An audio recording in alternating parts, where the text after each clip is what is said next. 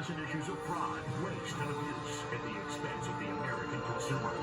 Giving an insider's view into the risky, secret, and potentially lucrative world known as whistleblower.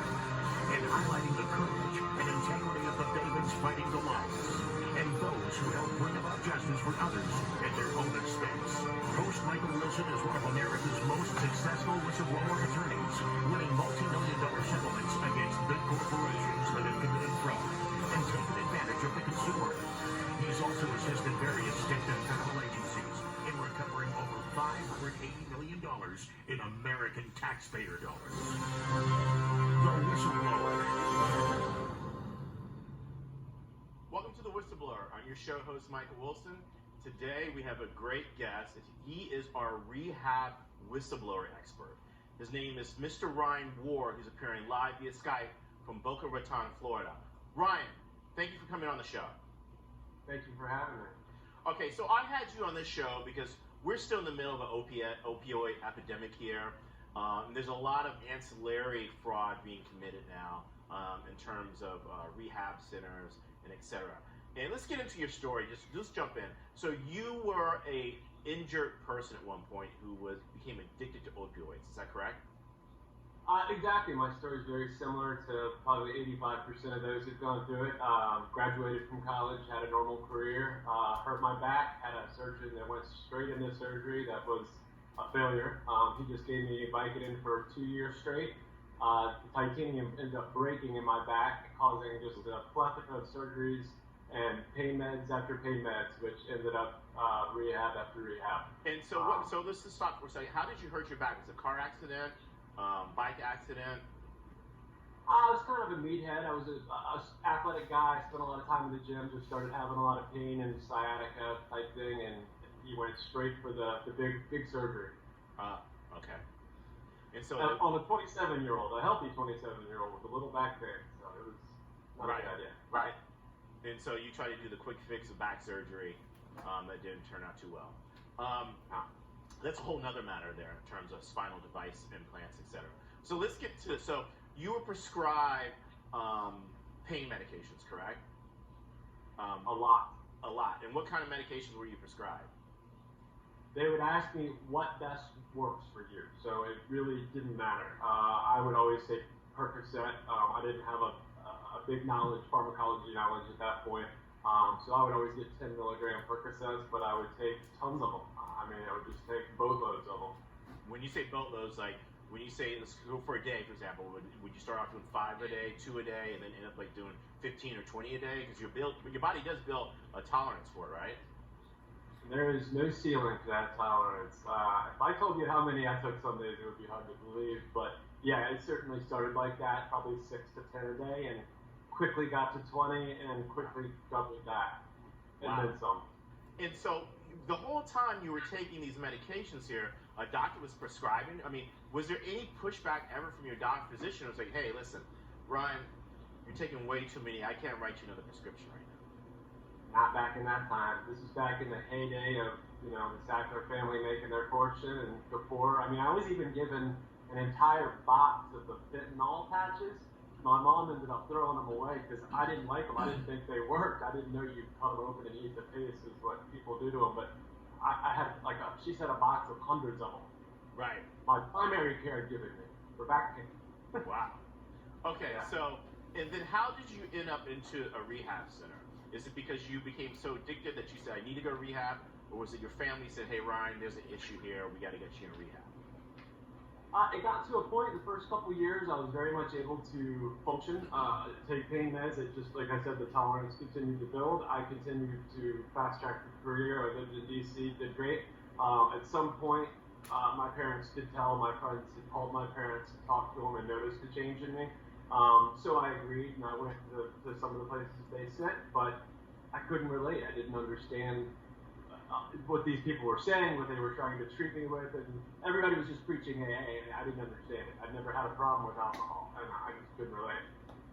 Right.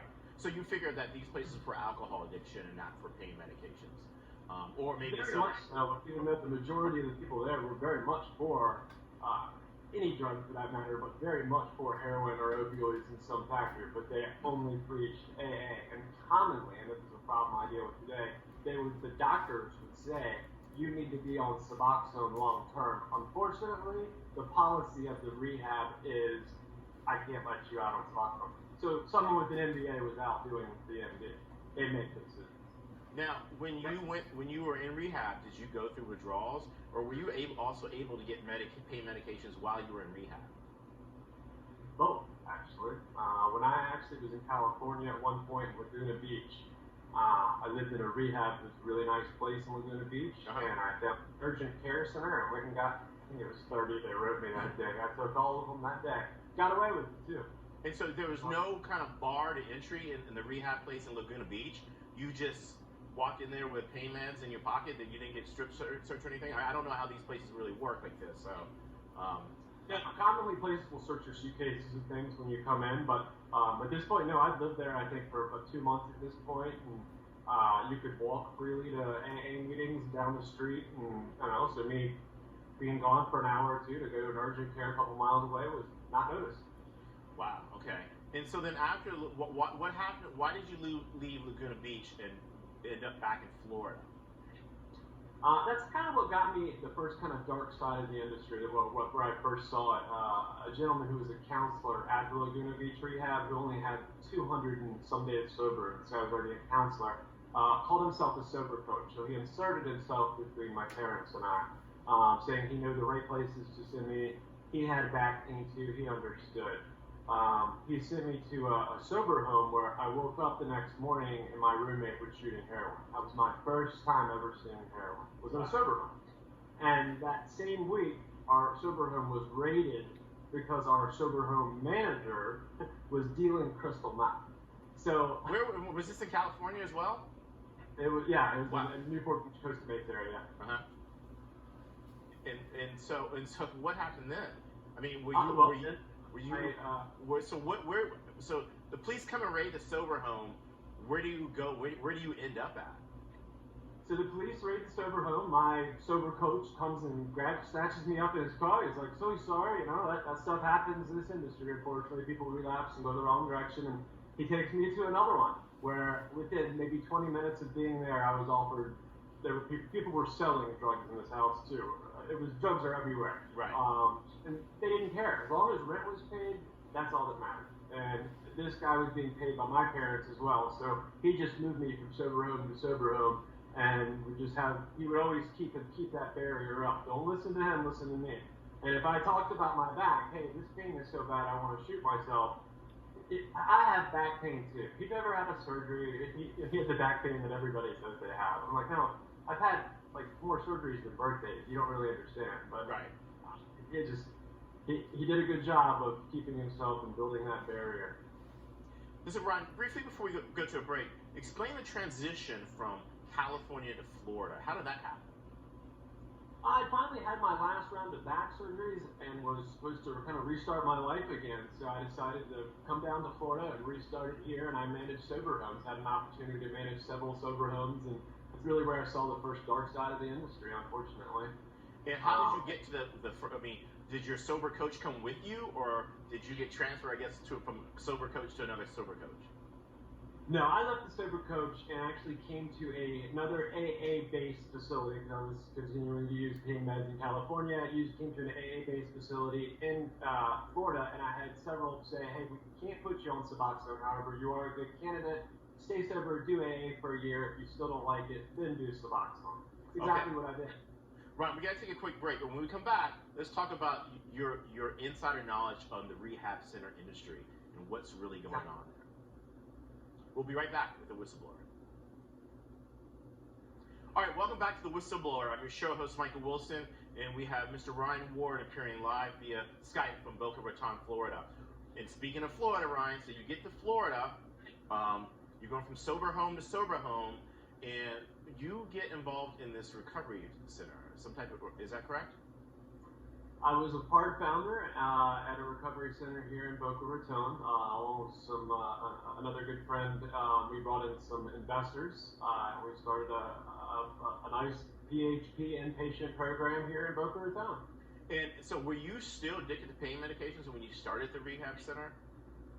Oh no! At this point, I've been not only clean for over a couple of years, or a year or so. I'd also gone on Suboxone at this point, so I was keeping the Suboxone secret, but I was functioning as a sober individual. Okay. And what happened here? Because nationwide right now, this opioid epidemic, there's a lot of I want to say examinations of rehab centers. Some are allegedly littered with fraud in terms of illegal recruiting of patients who don't even need to be in rehab centers. But there's the insurance, there's the billing, there's the Medicare that's being billed, falsely billed. So what happened to this rehab center? You're right, and it's gotten more complicated as the years have gone on. They've got new methods of doing it, but in my specific case, it was early on, and it was very easy for them.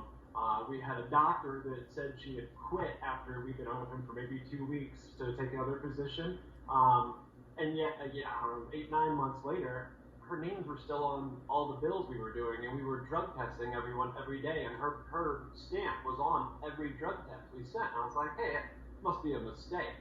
So I'd gone to a new investor we had at the time by the name of Cliff Carroll, and Cliff, we've been not only billing under her name, but billing visits as well to people that she didn't work here, and we're billing visits to their insurance. We have to fix this. This is fraud.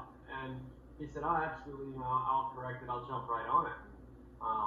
3 weeks later, I realized he wasn't going to do anything, and that was very much what he intended to do. Right. So let me say, so the other side may say, hey, listen, this happens all the time.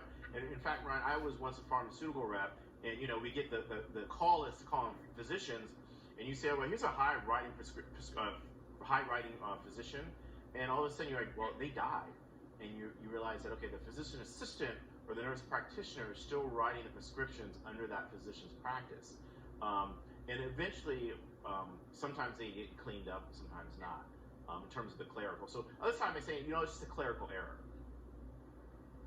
Absolutely, and that's why I'd gone to the head investor, because I thought if anybody had a deep care of what happened, it was him. He had the most skin in the game, and he was a new investor at that because he needed more funds because we were growing.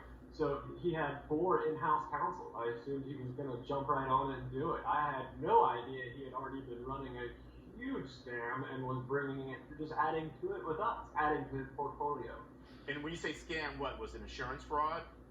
Absolutely, insurance fraud within his compounding pharmacy, and then I went back and looked. It wasn't just drug tests and billing. It was we were clients that would stay for 6 weeks. We bill for 9 or 10 or 11 because when people get out of rehab, the last thing they do is itemize their bill. They're rebuilding their life. They don't notice an extra 20 grand to build to their, United Healthcare, whoever it might be. It's sad. It's just, patient brokering now it's technically illegal, but all they did was move to a different state. They still use them. They still do it. And then just as bad, you have people who become what they call recovery rock stars in the community who everybody listens to and goes to, and they preach for tailored care to really fix people the right way, yet they take these big paychecks from, the call centers that, just use everybody like cattle and feed them to unvetted rehabs. And so it's just, there's a lot of things wrong. So they become essentially, I guess, in the pharmaceutical world, this is kind of part of it. Physicians are developed to be key opinion leaders, they call it, the speakers, to influence their peer physicians. So I guess it's similar to rehab where you have, say, a sober coach or someone who gets paid a lot of money to preach, to have other people drink the Kool-Aid, so to speak. Absolutely. That's exactly right. And they'll just point to it, hey, this is, what they're going to say, and they're going to play denial, and they're good at separating and creating that barrier, and hey, I can fix them. And by this point, loved ones are just so fed up, they're okay, fix them. Now, you refer to something called patient brokering. What is that exactly? It used to be so bad, it was actually the Ray Chapman case it's probably the most high-profile case now, where people would drive down in Delray Beach to Starbucks and look for people with suitcases because they knew they'd been kicked out of a legitimate sober home before testing their. So they would either pay them or actually give them drugs to come into their home, and so they could use their insurance, charge their parents, and then that was why I mentioned Ray Chapman, because his medical director, Dr. Joaquin Menendez, I believe now is serving 4 years. He was partners with our doctor. So at the same time, he was pimping the girls out and giving them narcotics. He was working with me as a medical director. So some people went to jail over this. What happened there? Who went to jail? Unfortunately, right now, only the investors. Cliff Carroll, Todd Stevens, and a couple more. Cliff Carroll and Todd Stevens both got 15 years in state prison for it. So that was great to see. But what did they get convicted of? Fraud. 187 million, I believe, was the exact amount. Wow. Okay. And so usually when the authorities investigate, the law enforcement, there's actual fraud. The one thing that's kind of the capper in all this too is if there's patient harm. Were there actual patients who were harmed? Were there catastrophic illnesses? Did people die from this type of fraud? Absolutely. There's been, not at my treatment center. However, you could certainly say that people didn't get necessarily the quality that they need. I know we let one girl out for a weekend pass that we shouldn't have let out, and she died that weekend. From what, OD, drug overdose? Yep. And by no right should she have been allowed out that weekend. Wow. Okay. So it's sad. And so a lot of this is still prevalent in the industry. Then you said that maybe some of the things have changed because fraud schemes, once a company gets busted, the fraud evolves into something else. What do you see? I mean, is patient brokering still going on, or is there another scheme that's going on right now? Sure, they just, it's very easy. HIPAA is very easy to wave the HIPAA flag and do block things, but patient brokers have just moved out of state. It's really easy to have a Facebook page or whatever, and I've watched it on my LinkedIn with my following. If somebody says, "Hey, I need help" or something, these guys jump on them, and "Hey, I'll send you to the best place in the world." And then they'll call the 5 people they know that own rehabs who wants to pay $5,000 to $8,000.